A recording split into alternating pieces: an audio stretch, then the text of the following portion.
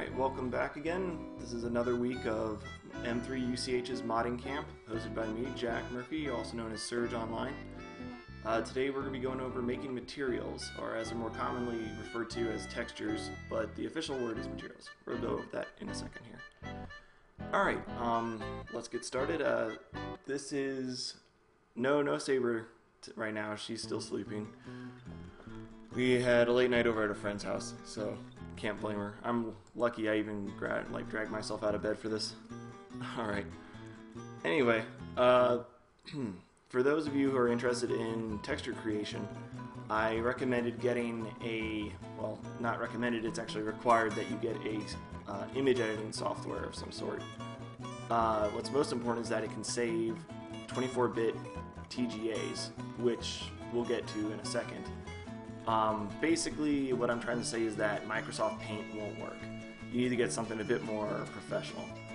I use Photoshop, and I will be using Photoshop for this segment. But another free program, or a free program that I would recommend, is Paint.net. You can get it you can get it at www.getpaint.net, and it's super easy. It's free to download. It works. Has a lot of the same basic concepts and tools that a lot of mainstream programs like Photoshop has. And basically everything I show you in these lessons, you can pretty much convert them to Paint.net very easily. Let's see here. Looks like the music's still a little too loud. One moment. There we go. That's about as low as I can drop it without it just going off completely. Okay, so anyway, let me know if you can still hear it or not. Oh, perfect, great. Okay, so anyway, here I'm gonna open up Photoshop here. Actually, no, let's go get rid of the title here. Let's open up the screen here, screen region. There we are. Don't know why it's cut off like that. One moment.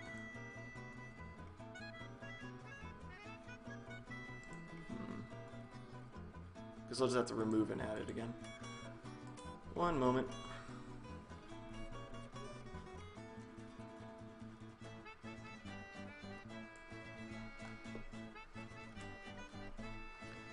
Alright, that looks more like it.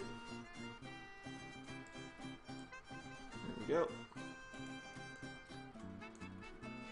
Alright, so we're on our desktop, my desktop, and I have my folder here, Game Tools, the folder I recommended you create and put all of the shortcuts for different software and stuff you'll be using when modding. So we're going to open that up.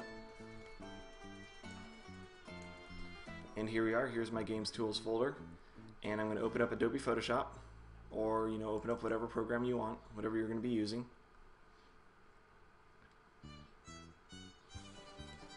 Now, I'm pretty sure the majority of people have already, let's see here. Got a window, workspace, reset palette locations. There we go. Okay, I'm sure most people are familiar with Paint programs. I'm sure everyone's drawn on a computer before, so I don't need to go over those basics. But I guess what I should go into is, before we get started, is really describing what we're making. We aren't exactly making textures. Textures are what most people refer to, or I guess when they think of in-game 2D art, they think of textures. Textures are basically just flat 2D pictures that are painted across a surface, and it's usually looped. So it repeats over and over again. So again, textures shouldn't be too much of a unfamiliar field for most people. But in the source engine, they use a sort of a new generation of textures. Textures before, all they contained were just the 2D art. So what in source, it's not called textures, it's called materials. And these materials, they contain a lot more than just the picture themselves. The materials they control how a texture receives and even emits light. So a material can affect, like, it could be made out of glass, it could be a fluorescent light bulb, it can emit light as well as receive light, it can distort light, like I said, I used glass as an example. Water, just all sorts of special effects. It controls that. It also controls the physical properties of whatever is painted with that material. It affects the weight. For example, if you have a small square object and you give it a brick material, it'll be heavy and very strong. And if you repaint it with a styrofoam material, it will become light and weak.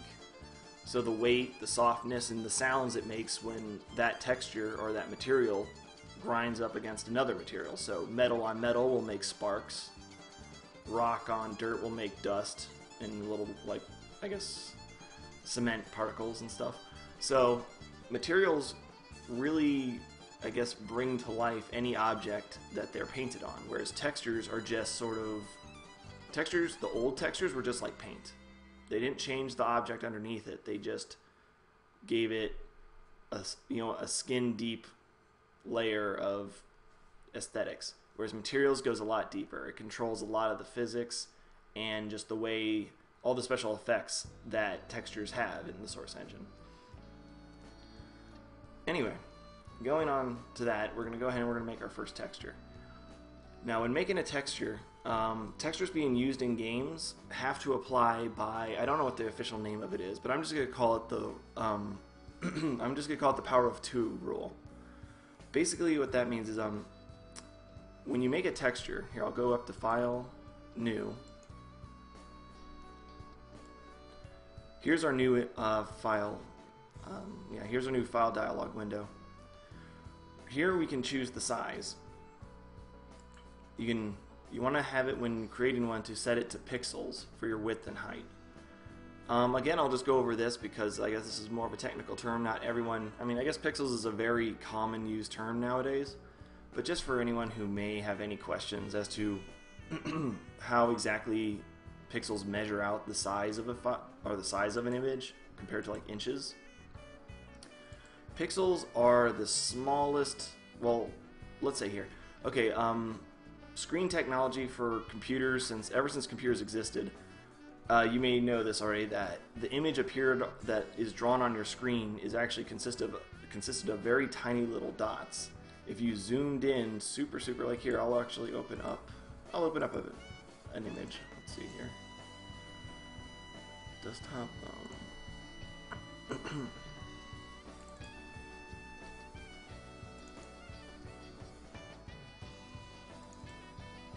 Okay, here's a picture. Picture I took many years ago for one of my earlier textures. So anyway, I'm going to go ahead and I'm just going to zoom in on this picture. Now it looks like it's getting blurry, but the more you zoom in, you can see that there actually are very distinct squares that make up this picture. It starts looking blocky. Each of these blocks are on a grid. These blocks are called pixels. They're the smallest part of an overall image on the screen. So let me go to show you how big this image size is. This image is 512 pixels by 512 pixels.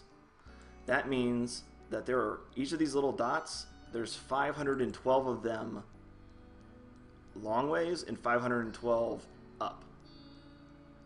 So that's a lot of them. But anyway, that's basically it. Pixels don't describe, like if I were to print this out on a piece of paper and measure it with a ruler, the pixels don't control how big an image is in real life. Inches are a real world unit that we can measure and understand. Pixels are more abstract. Pixels can be any size. Really, it depends on the resolution of your monitor. So anyway, that's the difference between inches and pixels.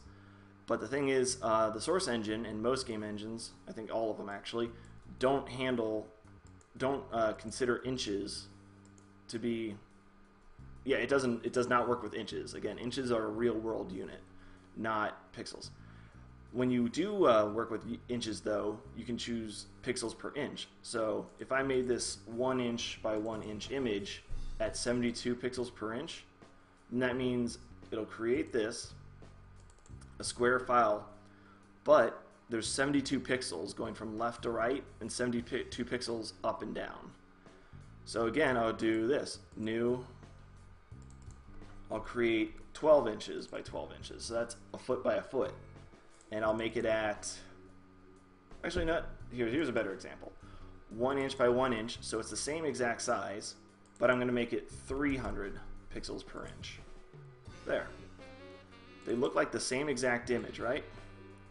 Well, this one has 72 pixels left to right. This one is able to fit 300. Let me show you what that looks like. I'm going to go ahead and I'm going to draw a line here really quick. Ooh, too big.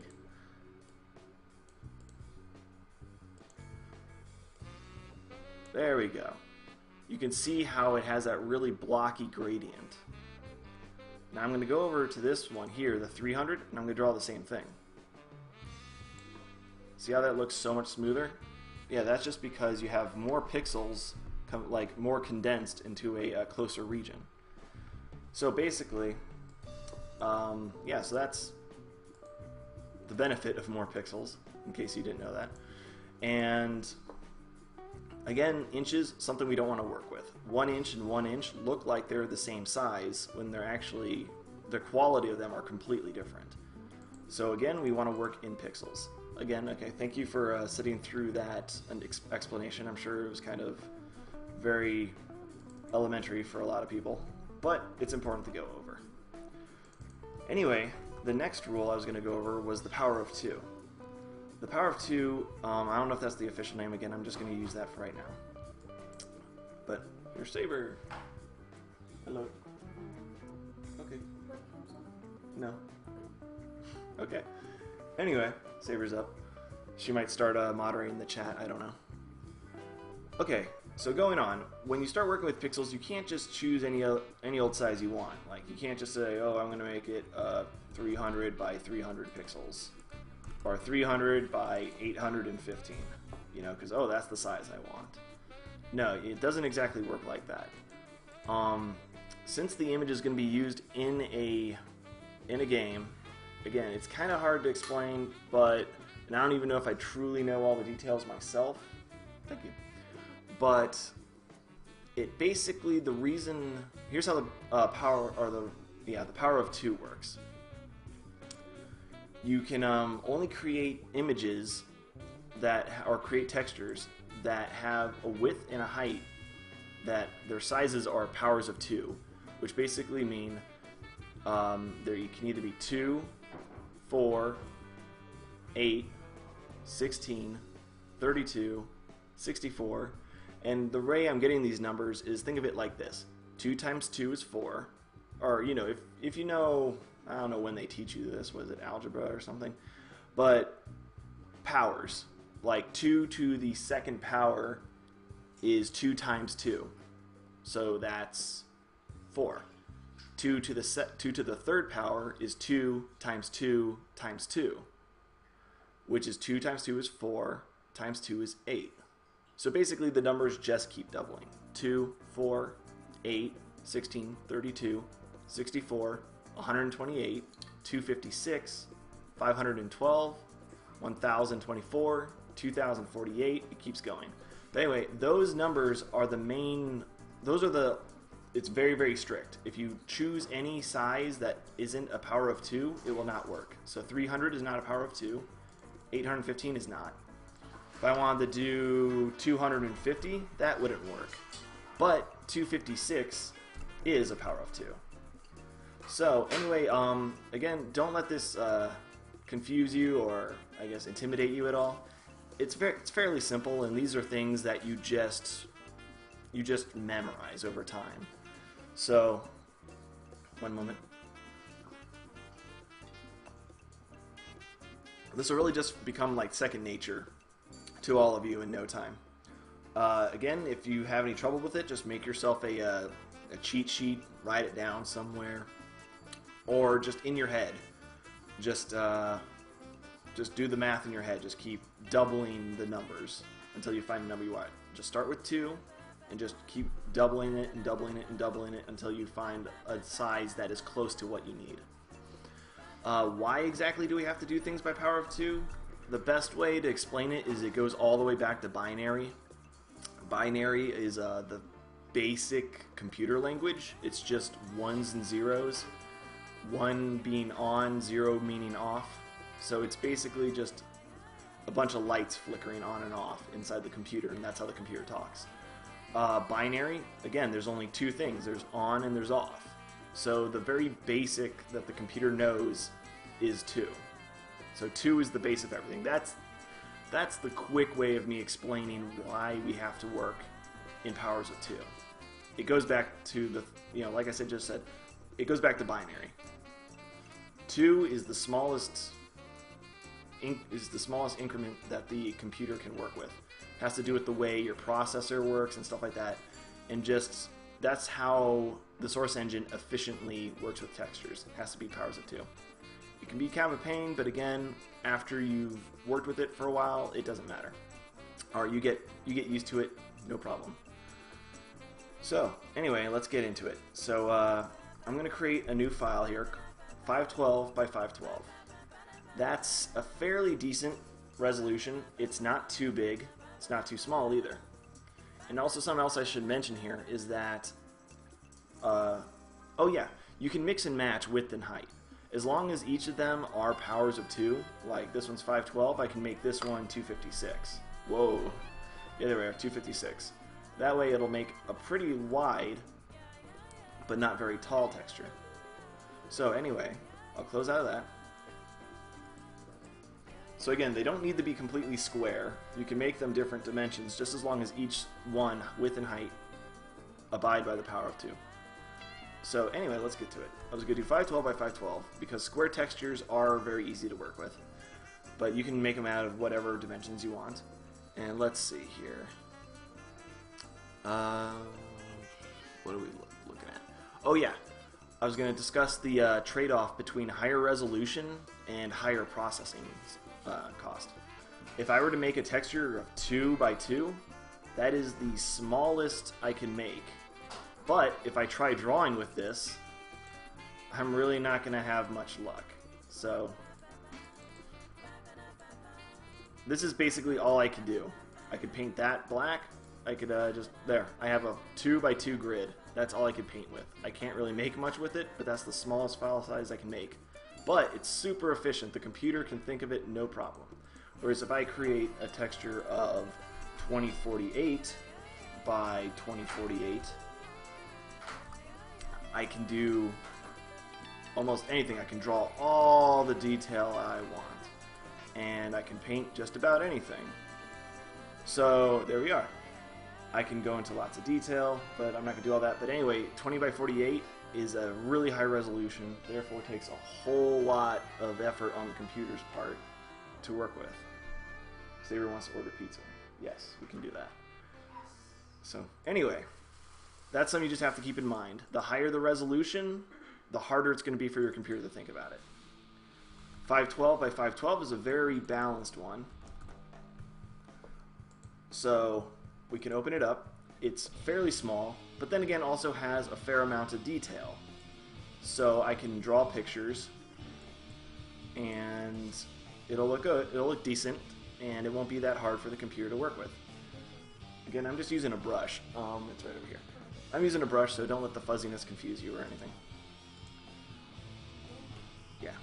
Alright, well anyway, let's, again, drawing, that's a whole nother bag of nuts right there. So I'm not going to get into that. But anyway, you know, my drawing finesse isn't that good, as you probably could notice from some of my, I guess, visual aids in the past. So what I'm going to do is I'm just going to go online and I'm going to rip someone else's art or photo, which you shouldn't do. Well, at least, you know, modify it a little bit, tweak it to be yourself. But anyway, just for the sake of this lesson, I'm going to go ahead and I'm going to take your suggestions, and we're going to go find a image to put in our game. Alright, let's see here. Someone shouted Jerry. So Jerry Springer, I'm guessing. So I'm going to do this here.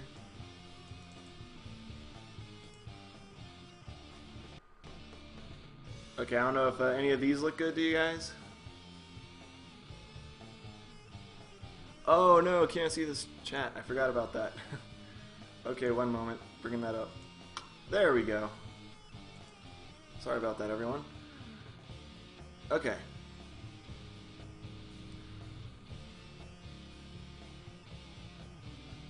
Okay, so again, I'm just looking for something we can use for our texture here. So if anyone wants to throw some stuff out, because right now all I have is Jerry. Nope. Okay. Going once. Going twice. Saber says Ghibli. Nah, let's don't do brick, grass, or concrete. I mean, those are more usable materials, but those are also very common. Half-Life and Team Fortress, they have tons of grass and concrete textures already, so let's... we did Gygus in the other example.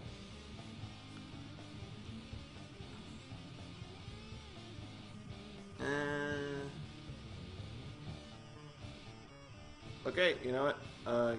Gay Ben. Any other recommendations? Okay, so it's between Jerry Springer, Gay Ben, and Ghibli.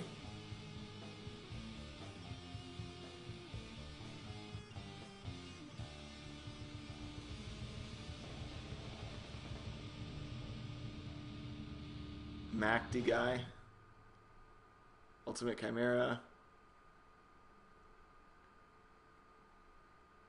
Okay, you know, I've got two for Gay Ben. So, alright. I wonder if I can do, mix them.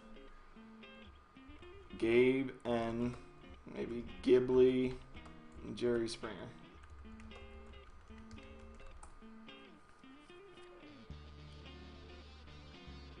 No, I got it. Here we are. Okay, Jerry Springer.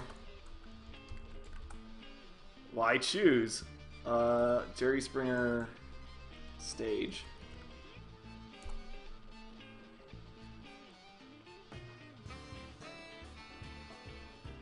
Okay. Oh, here we are. This is gonna be a good one right here. Oh, jeez. Oh man. Okay, we're gonna get a little. I think we're gonna get a little PG-13 here. So hold on for a moment.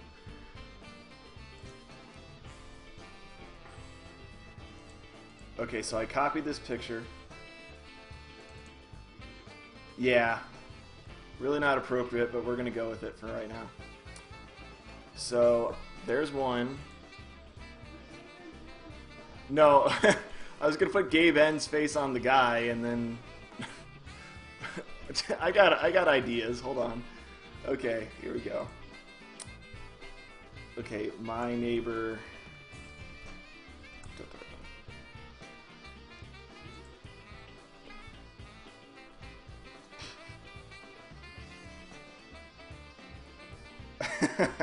Okay, here we go. Whoa, it is big. One moment. Okay, this is not going to be very educational for a while here. I thought this was going to be a kind of a shorter lesson, but we're getting to it. Copy image. Let's open this back up. Now, I'm not really explaining how I'm doing this just because that's a whole nother lesson in how to use Photoshop and paint editing tools.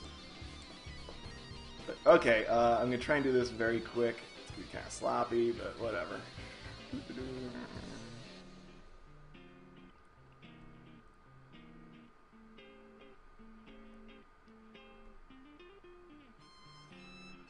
Cutting out his face here.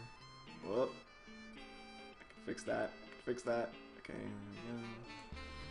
Okay, let's clean this up a little bit. Maybe get those whiskers in there.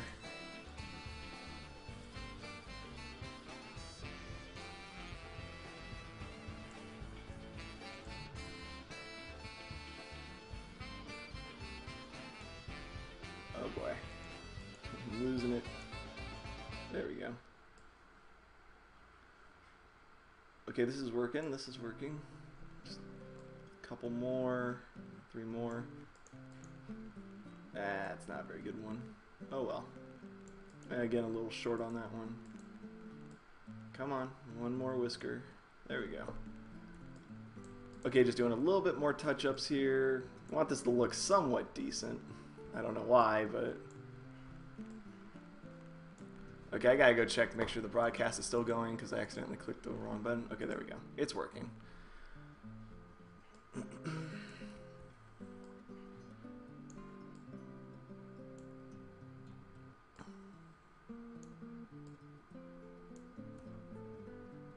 Wrong button again. Come on, there we go.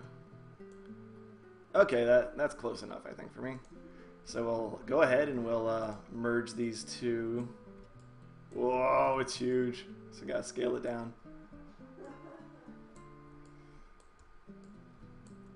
Let's flip it.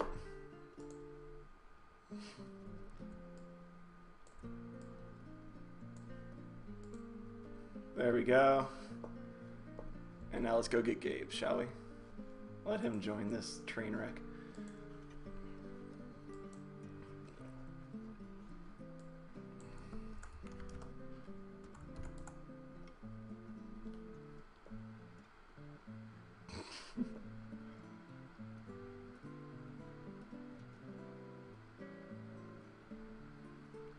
Let's see.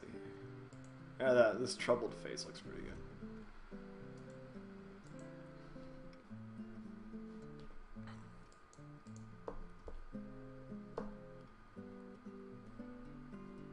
Actually, you know what? I think, yeah.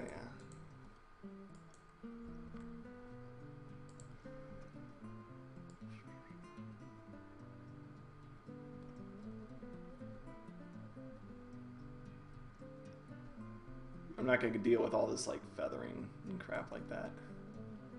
Actually, you know what? I have a nice little trick for that.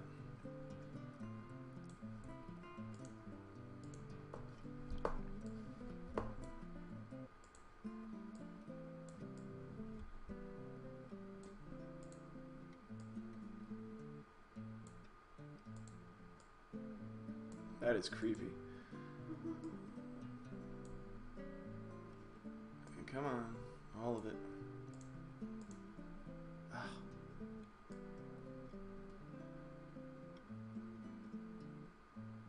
Well, I had an idea of how to do it. Whatever, that'll do for now. What the heck? He's got like a snowflake or something on his glass. Whatever. We're discovering conspiracies here. You know, I think Gabe Den's face would look better on Jerry.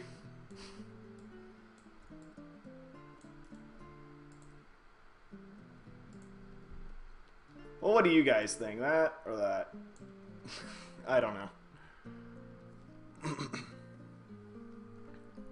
So again, that.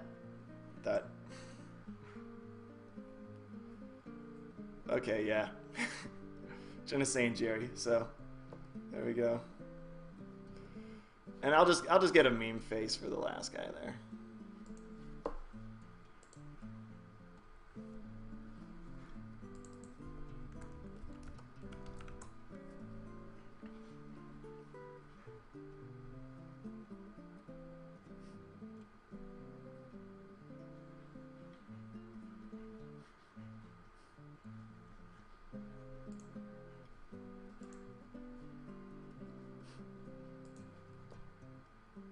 Oh jeez. Okay.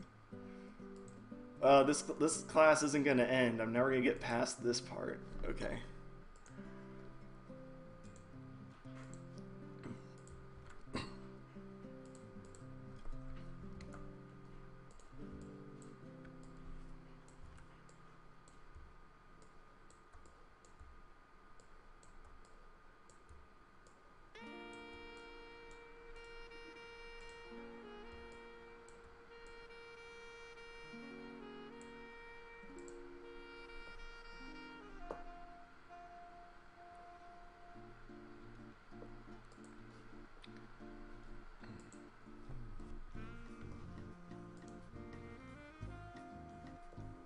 Yeah, sure, whatever.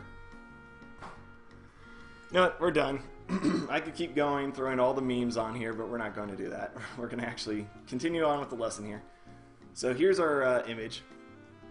Thank you, thank you. We're going to go to image size, and we're going to check it. It's 322 by 219. In other words, we can't use this. So we can either crop or resize it.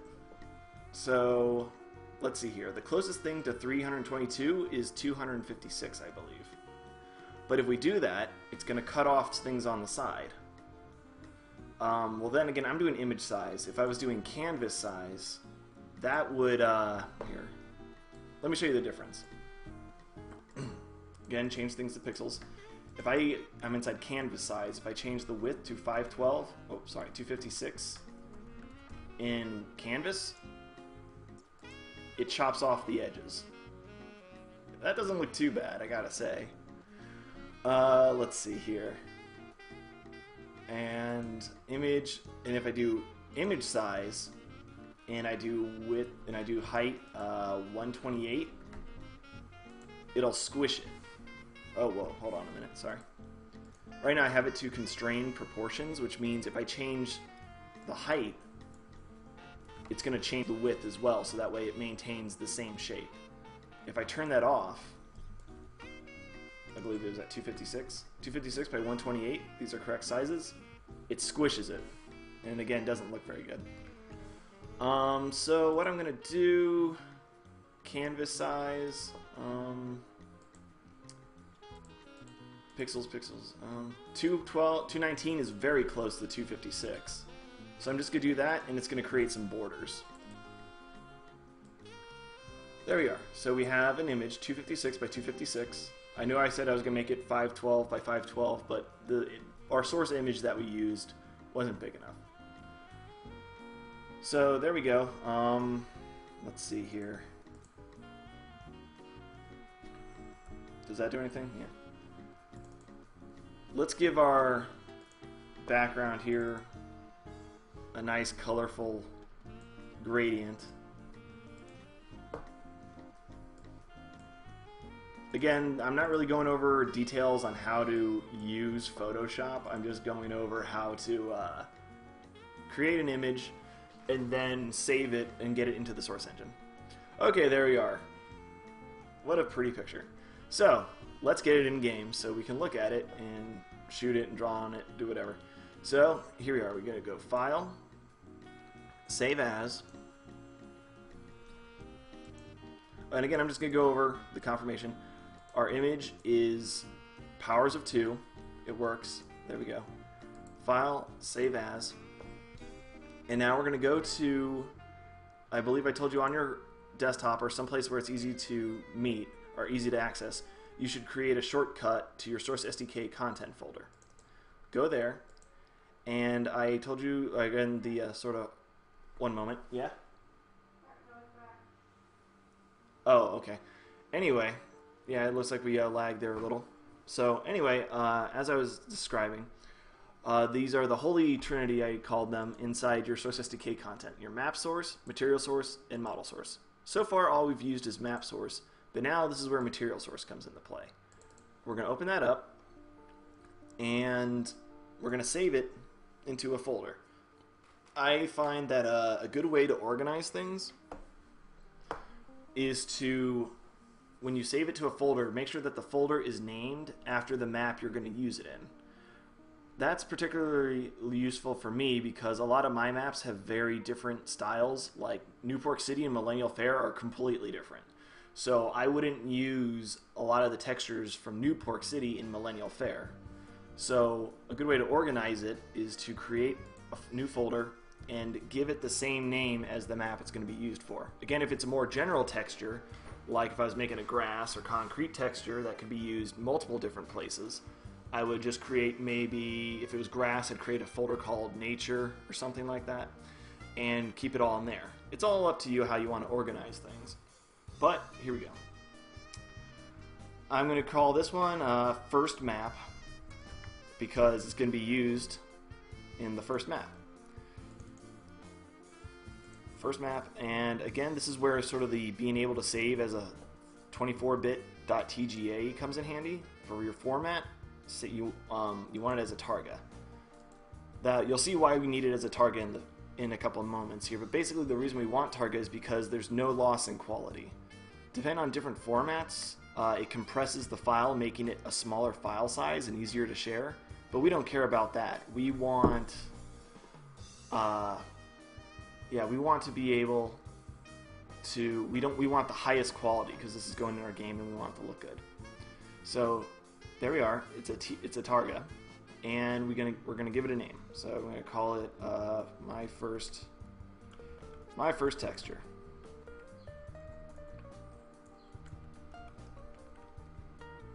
Okay, doesn't need to be that. You can call it whatever you want, but just make sure that there's no spaces in the name.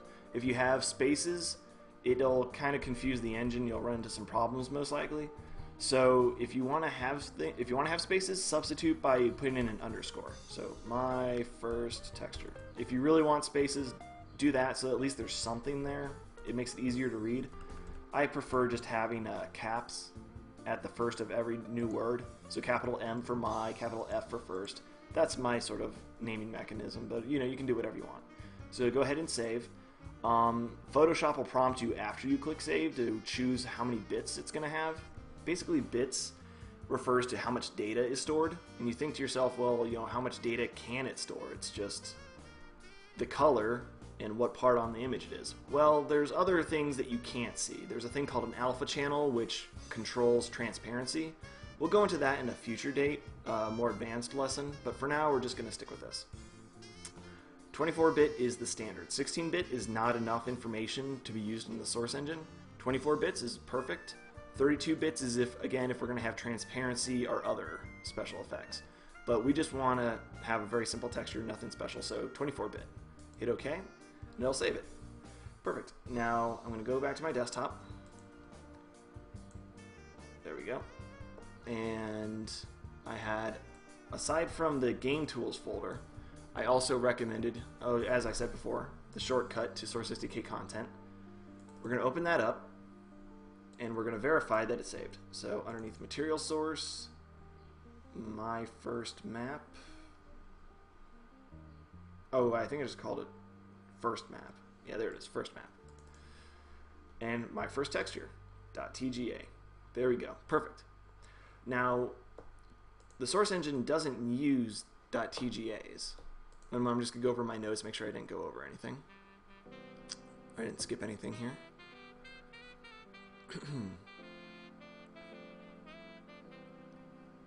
Alright, here we go. The next step is we're going to take this .tga file and we're going to turn it into something more compatible with the source engine. Again, like I said, the source engine doesn't use .tgas directly. It uses what are called .vmt and .vtf files.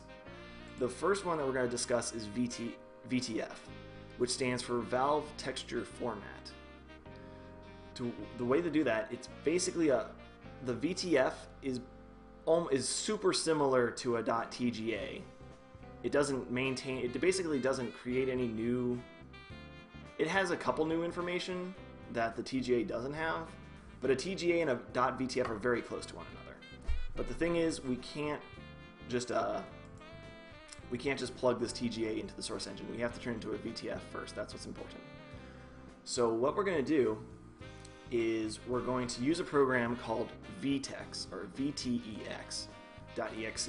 It's a program created by Valve that converts TGA files into VTFs. What we're going to do is we're going to locate that inside a folder that you may have been wondering about, but we haven't touched on it yet.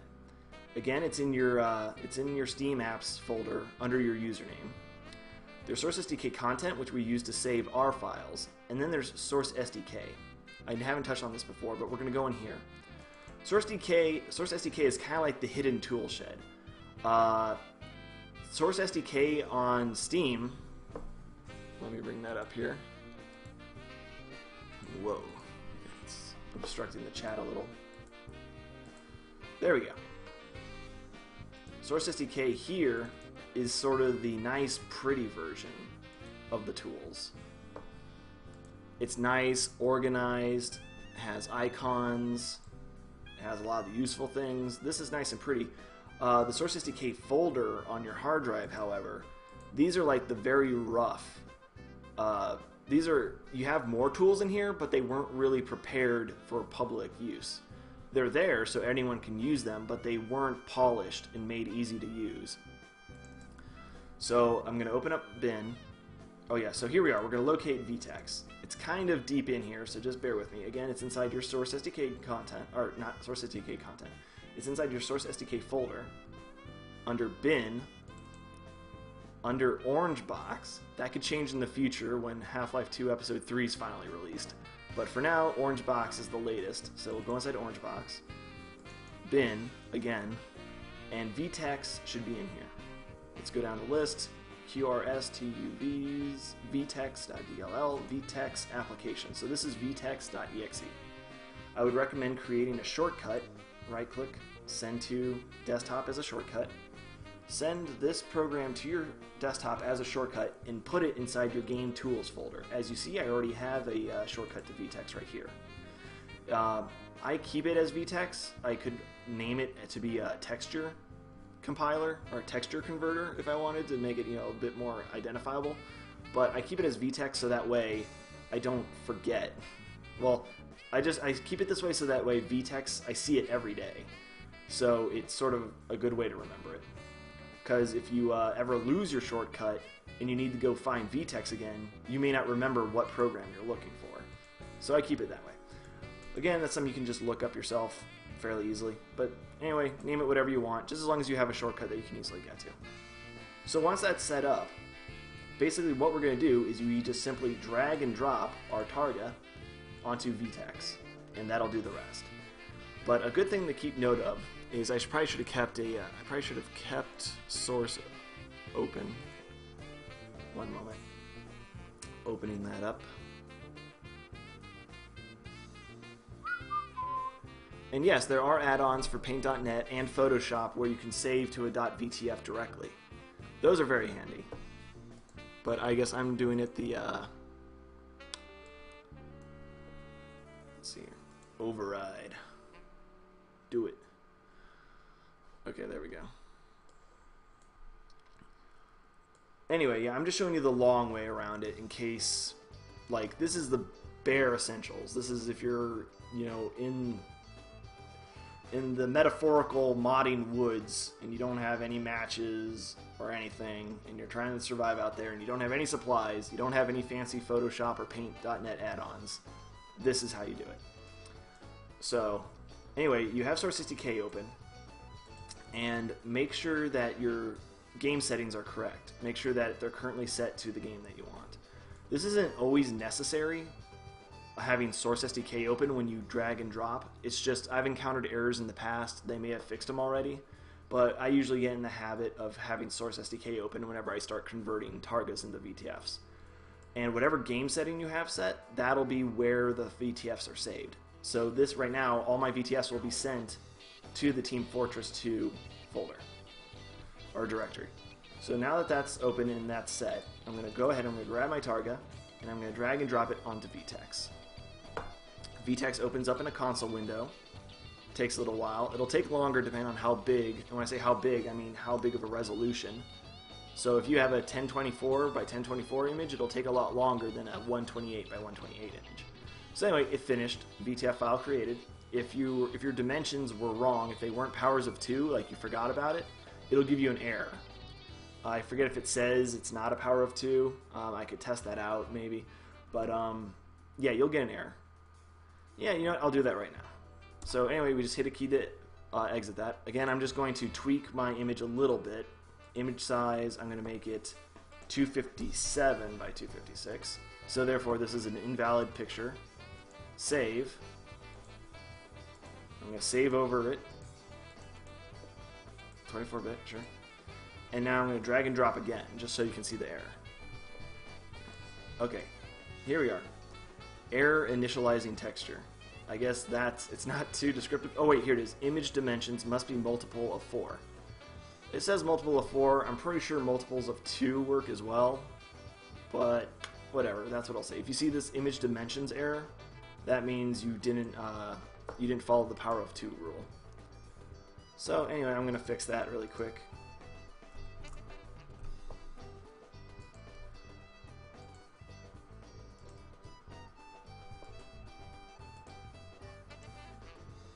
Okay.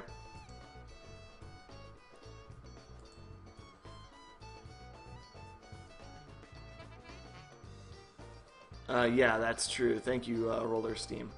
It is very important that you do create a shortcut and not drag the actual exe. The vtex.exe or vtex.exe needs to be located inside. Like you may have noticed, there was a, where was it? I think I still have it open in a folder. Do I? No, I don't. I closed it. Let me get back to that. Sources to gay bin, orange box bin. Okay, when I was looking for vtex, you may have noticed I found vtex.dll first. If vtex.exe and vtex.dll are separated, they won't work. They need to be in the same directory. And just for the sake of consistency inside the orange box bin folder, keep them where they are. If you move them around, that's like taking gears out of a running engine. It's not a good idea. So just keep them where they are, just create a shortcut. Thank you for clarifying that, Roller Steam, and we'll move on. So again, let's see, I dragged and dropped in vtex completed. So I'm going to, I have another shortcut to my Team Fortress 2 directory. I'm going to open that up, and I'm going to go under Materials, and now a folder called First Map was created. For an example here, I'll go ahead and I will rename my First Map folder Second Map. Why not? Second Map. I guess I can't do that because it's currently in use. Basically what happens if I had changed this to Second Map and I recompiled, what would happen is vtex would tell TF2 to place it in there, and if TF2, if there wasn't a folder called Second Map in here, it would create one and place the file inside. So here's First Map, my first texture. Now I use a program called VTF Edit. I open up my Game Tools folder. Here it is, VTF Edit. Using this tool, it allows you to actually view a VTF file. It'll look exactly like it did in Photoshop or Paint.net, but it allows you to modify things. Anyway, I've allocated this any valve texture files. I've basically set them to open in VTF Edit. So here's VTF Edit open, looking at my texture. Very good. These flags down here, this gives you a lot of abilities. You can, this will be covered in a more advanced lesson later, but this allows you to do special attributes to your image. Chat. Okay, one moment. I see why there. Now Unix makes a folder and puts your texture in the folder. If you use it, that fails because of the Steam pipe changes since now.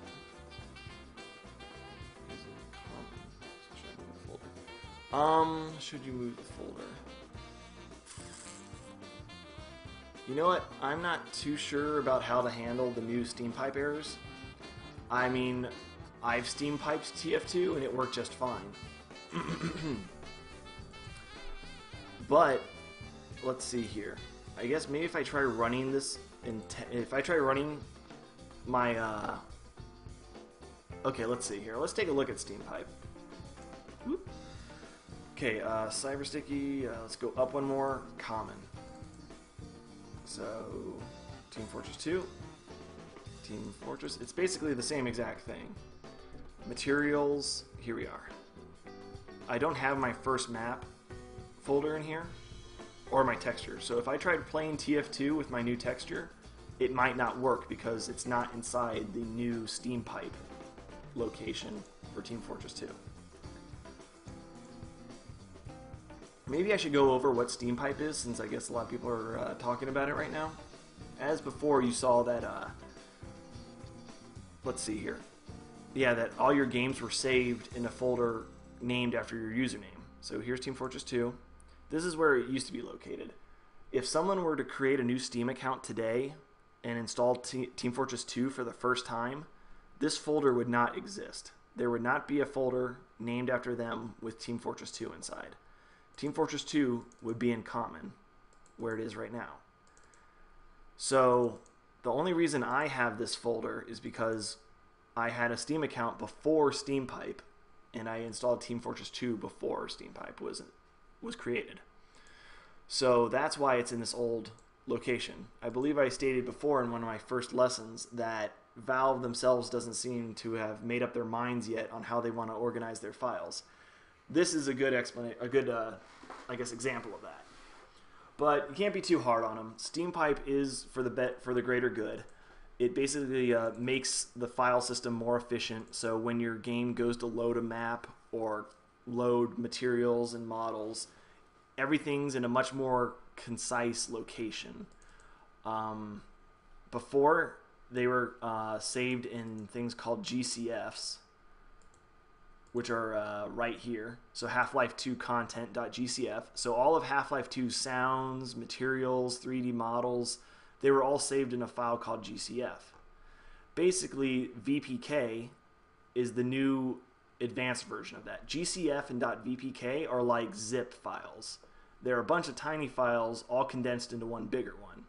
It's more efficient because when the source engine is needing to draw a texture, it doesn't need to talk to your operating system. All it needs to do is just load that one file, that GCF, or .vpk now, and it has access to all the textures. So it basically cuts out the middleman, or your operating system to be exact, and it makes it a lot more efficient, and it basically makes the game run faster, more stable, and it's good. So right now there are a few kinks in the system. There's people having problems with Source SDK. Maybe we'll run into some today, I don't know. But anyway, the problems are being worked out by Valve. They've acknowledged the problems and they are working towards that. But anyway, that's SteamPipe and what it exactly means to you. If you have any problems with SteamPipe, any errors, message me and I'll be happy to try and work it out with you. But if you can figure it out yourself, that'd be great. But let's go. Let's see here. Source SDK, when I compile, when I compile targas into VTFs, it still puts them in the old directory. It doesn't put them in the new one in common. It puts them under your username. So since that's where it is right now, let's just go with that. Team Fortress, materials, my first map. Okay, so here we are. Again, this is a VTF. A VTF, again, stood for Valve Texture Format. Now, we aren't done yet because the source engine does not use VTFs exactly. Again, like I said, this whole lesson is about creating materials. So, let's go into creating a material. Materials are the actual files. Oh, well, actually, let's get into what is a VMT. A material is saved as a .vmt format. It is basically just a simple text file. It's just plain letters, nothing else.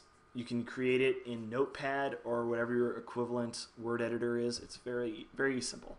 Well, something like Microsoft Word, like Office, would be bad because Microsoft Office contains lots of other information. When you save a Word document, it saves things like font size, font style, color, italicized, bold. It contains lots of information that the source engine doesn't care about, and it'll probably confuse it. So you want to have something very simple, like just a notepad. So here I am. I opened up Notepad Editor. There we are, an untitled notepad. All it does is just plain text. Letters, numbers, spaces, symbols, it don't matter. So it's the basic of the basic, and that's what Source likes. So anyway, I'm going to go ahead and I'm going to save this file, save as, and what's important is that when you save, you have to save it, make sure that the save type is all files. If you don't do this, it'll save it as a text, and we don't want a text file. So let's see here. Let's go desktop here again.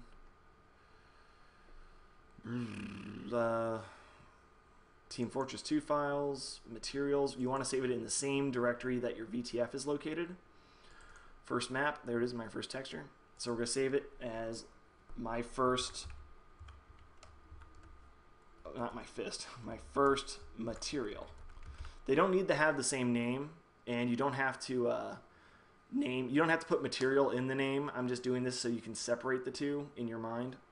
So my first material, .vmt. .vmt stands for valve material type. So again, just make sure you have the .vmt at the end, and make sure the save file type is all files. Again, if it's text, it'll be, even if you type .vmt at the end, it'll be .vmt.txt, and it'll screw you over. So again, all files, the .vmt is at the end, we're good. Save. There we go. So now we basically have everything that the engine needs to use our texture. It has the VTF, which contains information about the actual 2D image itself, and then it has the material, or VMT file, which tells the engine how to use the texture. So anyway, the material doesn't say anything. So this material, like I said, the .vmt file is supposed to tell the engine how to use this. This doesn't say anything right now. When creating a new material or a new .vmt file, it's super easy to use another VMT file as a base to start off with, and then you build on top of it. So I'm going to open up Cave of the Past. Here we go. This is a map I'm working on. Let's see here. Ground. I'll open up ground here. This is a .vmt. It's a text file. You can see by the icon. I'll open that up, and here we are. This is what a VMT is supposed to look like. A lot of stuff. I'm going to just copy all of this, and I'm going to close out, and I'm going to paste it into our new VMT that we made. So here we are. Now, we don't need all this. I'm going to go into describing what each of these things mean. So don't worry, it looks a little complicated. This is the closest thing to coding that we've come across so far, but it's fairly simple, so no need to worry.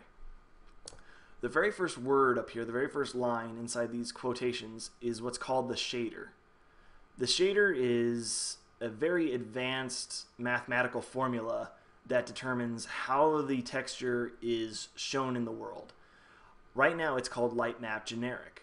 This shader is used on textures that will be painted in Hammer, on brushes, or on block faces.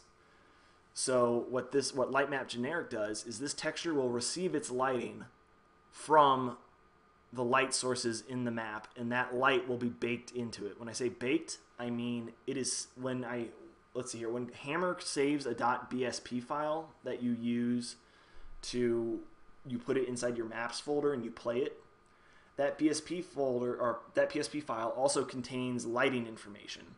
So it says, oh, this wall is this bright at this location. So the BSP file has the lighting information. So Lightmap Generic says that this texture will be lit depending on how the .bsp file says it should be lit. So again, this is a texture that we will put on walls in Hammer. It is one of the most generic ones you'll use. Just to show you a bit more examples, Vertex Lit. Whoa, hold on a minute. There's Vertex Lit Generic, which means that this material's lighting, or this texture's lighting, will be dynamic, which means it can change. This is used for models. So let's say you create a character and you create a texture for their face, and you want it so that when they walk around, that the lighting on their face changes depending on what area they're in. If they're outside, their face is lit from the sunlight. If they go inside, the lighting on their face changes to match the lighting inside, like a wall lamp or something. So Vertex Lit means that it's a lot more dynamic. If we tried using a Vertex Lit material in Hammer by painting it on a wall, it would look super broken. And then another example is Unlit Generic. Unlit Generic means this has no lighting. It's just super bright all the time. This is really good for things like, again, fluorescent bulbs up on the ceiling. Like if you have ceiling lights or something and you create a texture for it, Unlit Generic would be good because even if it's inside a dark room that has no lighting, the texture itself will glow in the dark. It won't receive lighting. It won't receive shadows, it's just glows. So again, this top line is the, let me change it back, light mapped generic. This is it's technically called the shader, but again, for beginners, really all you have to keep in mind is that this controls how the texture is used, what purpose it serves in your map. And light map generic is going to be the most common one we're going to use because we can use it in Hammer. Okay, all these things here, these two brackets, these are what they're called, a left bracket and a right bracket. These enclose, imagine these as arms hugging everything in here. Everything inside the brackets these are what control the attributes. These are sort of like, this is where we can really get creative with a material and give it special properties. Like if a material was describing a person and we wanted to say that this person was smart, we would create a property called smart, and then we would give it either a 1 or a 0. This is again binary. 0 meaning off, 1 meaning on. So if smart is set to 0, it means no, they're stupid. If it's set to 1, it means yes, they're smart. And if it's set to 0.5, it means they're average. I'm kidding. Don't listen to that last one. 0.5 doesn't work. It either needs to be 1 or a 0. So anyway, I was just trying to be funny. So smart 1. We're going to get rid of that because smart, the source engine does not understand how a texture can be smart. So we're going to get rid of that. That was just used for an example. So here we are. We have base texture. What this property or this attribute defines is it defines what texture are we using for this material. Or, and I guess more specifically, it's asking for what VTF are we going to use. And right now it was using Cave of the Past ground. The directory you want to use is from within materials. So right now it was referring to the Cave of the Past folder inside my materials folder, and it was referring to the ground.vtf that I have here. So we're going to change that to make it fit what our use is. It's not inside the Cave of the Past folder. It's going to be inside first map. Yeah? Chat. The chat.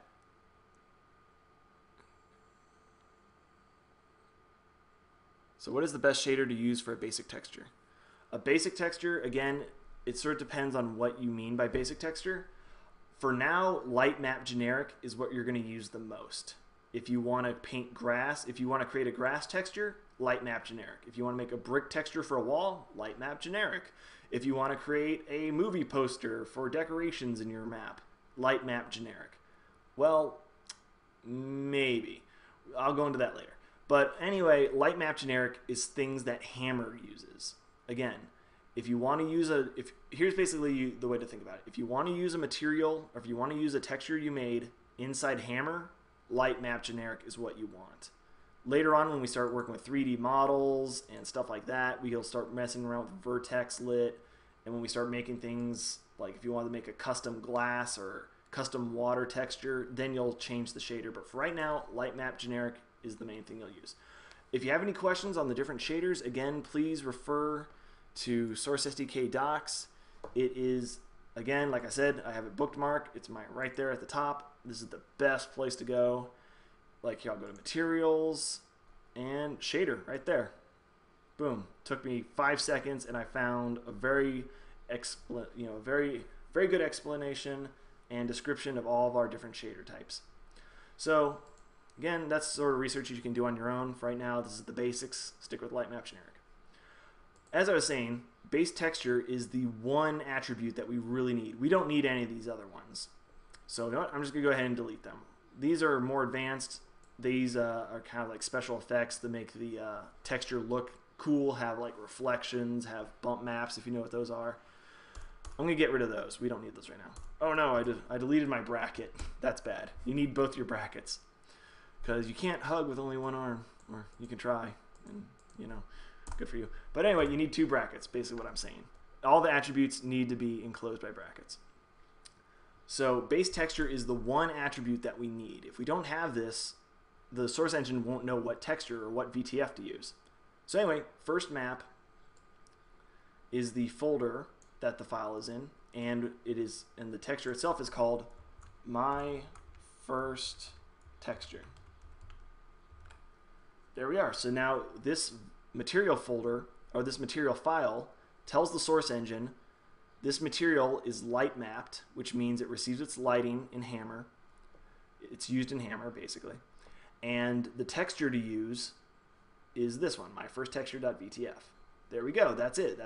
We'll go ahead, file, save. We now have our very first material that can be used in the engine. I'm going to go ahead and I'm going to show you one more additional attribute, which is very handy, but not necessary, just to kind of show you how you can kind of mix and match your own attributes to make exactly the type of material you want. It's called, whoops, sorry. All attributes start with a $sign. You may have noticed. It basically, the $sign lets the engine know, hey, this is a attribute right here, pay attention. So the $sign, again, it gets the source engine's attention and says, hey, I'm telling you stuff. Surface prop.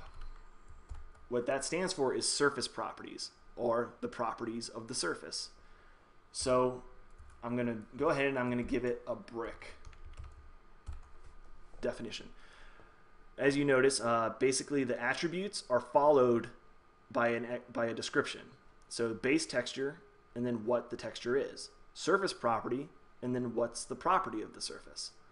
So that's basically how it works. That's the format. Once you get used to it, it becomes fairly simple, or easy to understand. You'll be able to read it as if you're reading a book. It's super easy. And then this is also very good baby steps into programming. So if you feel like you're pretty comfortable with this, you might want to look into programming, and which I'm doing, and hopefully we'll cover in a future lesson. Anyway, there we are. We have setup. So what this does is this tells it so that anything that receives this texture will have a brick material. It'll have brick properties. It'll be heavy like a brick. It'll make sounds like a brick, and it'll be tough like a brick. If I change it to metal, if you were to shoot this picture, it'll leave metallic bullet holes, and it'll also create sparks. So you know what? I'm going to do that. I'm going to save it as metal. File, save. If I made it wood, when it's shot or attacked, it would make wood splinters and wood sounds. So that is a very useful attribute to include in your .vmt. So I just wanted to show that to you. Anyway, again, we're all set. File, save. So now we can actually use this in Hammer. I'm going to open up Source SDK, open up Hammer Editor. It's going to open in the wrong window. One moment.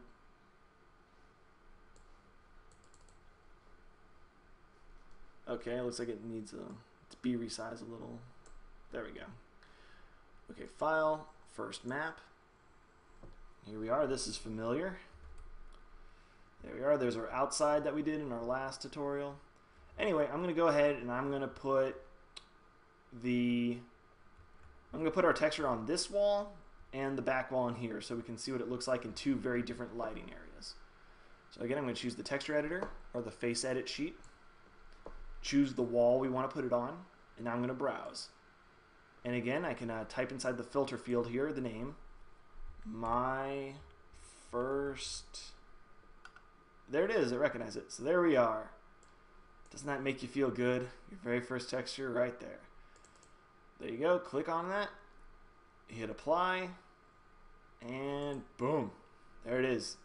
Again, it was a, I believe a 256 by 256, or was it? How big was it? I think it was 128. Yeah, 128 by 128 image. So it's very small. It's a very small texture, so that means it's going to loop a lot. So we need to make it bigger. Let me, I'm going to click fit here, which will automatically stretch it to fit. Boom, there we go. So now our texture is all the way across the wall. And now I'm going to go over to the back wall here, and I'm going to do the same thing.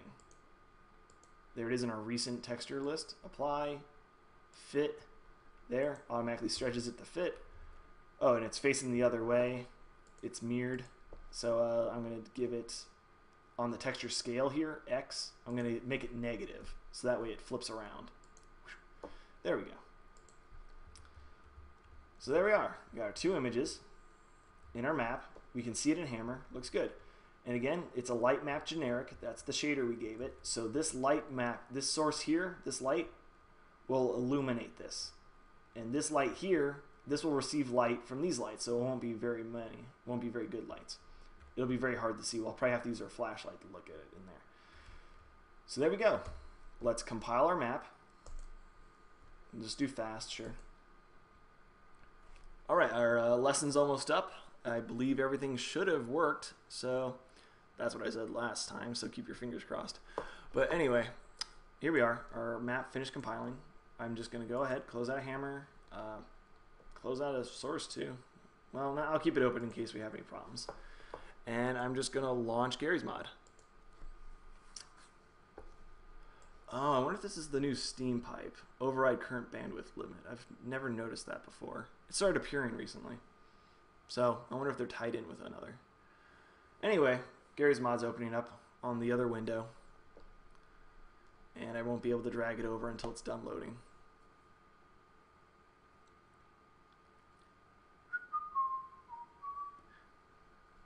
You know what? I think my music stopped. That's no good. I'll bring Gary's mod in here. Open up that. Yeah, it finished. Okay, 1UPs. Buy their albums. They're wonderful. Or listen to them free like I am. Anyway, we're doing it for your benefit. So, anyway, here we go. Gary's mod's open. Start new game. Let's see here. Other, our first map. There we go.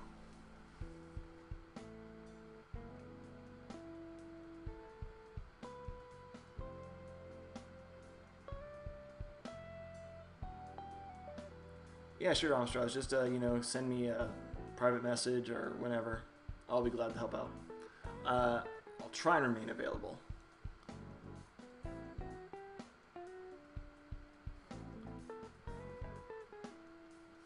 Let's see. Oh no, what is this? I totally forgot. I'm running this in Gary's mod, not Team Fortress. So what happened is that my files are inside the Team Fortress folder, not inside the Gary's mod folder. I had that in my class notes, but I guess I just wasn't reading them. So anyway, here we are. It's broken. Can't find the file. So let's quit. This will be really easy. Since I'm modding, or since I'm playing inside Gary's mod, I'm going to open up the Gary's mod folder. I'm going to locate its materials folder. As I see, we don't have any first map folder in here. So here we are. Here's the Team Fortress files. So I'm just going to drag and drop. Well, I'm going to copy. Hold down Control so I can copy my first map folder into the materials folder in Gary's mod. There, that's all I got to do. Now Gary's mod has the correct materials files. Materials, first map, and here they are. So I'm just going to go ahead, I'm going to reload Gary's mod here. Override that bandwidth limit. I'm fairly confident in my bandwidth right now.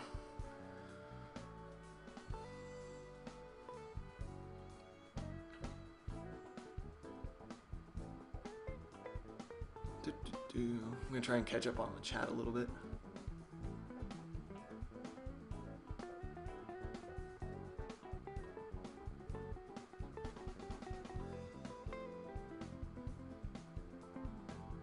Taking a while.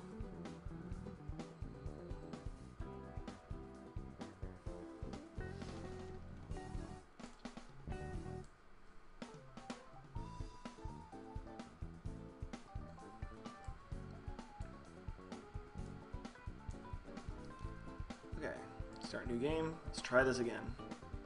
Other, first map. Okay, so now that our texture and material files are inside the correct game directory, Gary's mod, that we're running in. We'll see if it works.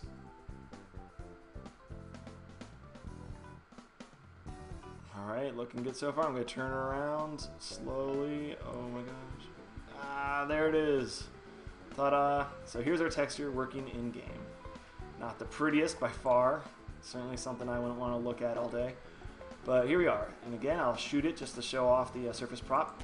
Bing, there we are, bullet holes, metallic bullet holes, sparks, so it obtained the metal property. There we are. Our first material. Let's go in here. As you can see, the material is affected by the lighting in the map. Again, that's thanks to the shader. And there we go. We've created our first texture and we've used it in game. Alright, I think we're done here. So, there we are. Thanks for joining. And some more advanced lessons I have planned. Just a brief, yeah, going over what to look forward to in the future. One moment. There we go. Alright, yeah, so in the future you can look forward to, I have several techniques on how to make a good, a fair looping texture. So if you want your texture to be able to repeat over and over again and have it flow into itself multiple times, actually, make it a nice pattern. We'll go over that. Other things like more advanced .vmt editing, like creating bump maps, so creating reflective materials, showing off different shaders. So yeah, there's lots to look forward to in the way of texture making. But right now you sort of have the tools you need right now to go out and make whatever you want. Make your own textures. You can go ahead, you can go around your house with a digital camera, take photos of your own wall textures if you have like plaster or if you have a unique wallpaper that you like. Right now I have like tile floor in my living room right now. If I wanted, I could use that as a base image to sort of make a texture off of. There's lots of things you can do. It's tons of fun. And when I first learned to make textures, people viewed me as a huge freak because I walked around with a digital camera everywhere. I was taking pictures of everything. I'd go fill up my car and I'd start taking pictures of the gas pump because I wanted to make a gas pump and hammer for a map, I'd be walking around school taking pictures of vending machines and stuff. Anything I could grab a texture off of, I could. So it's exciting stuff, and I hope you really jump into it and have fun. I say it every lesson, but I mean it this time. After this lesson, I'm going to go ahead and I'm going to create an announcement on the Steam group page where I'm going to start gathering people's maps. I want your maps. Maybe midway during the week, maybe next week, or maybe during the weekend, next lesson or something before the lesson starts. I would love to start playing your maps, playing them live.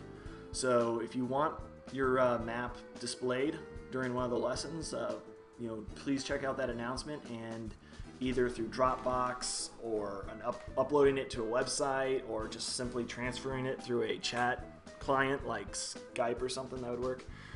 Send me your maps. I want to see what you've done. I want to make sure you're actually learning something here. So yeah, I guess that's the closest thing to homework, but it's not required. So if you've been working on maps and you feel proud enough to show them, open it up, expose it to the world, please swing by this announcement I'm going to be making and drop off your work there, and hopefully we'll be able to have a little bit of a student showcase next week, or possibly sooner if it works out.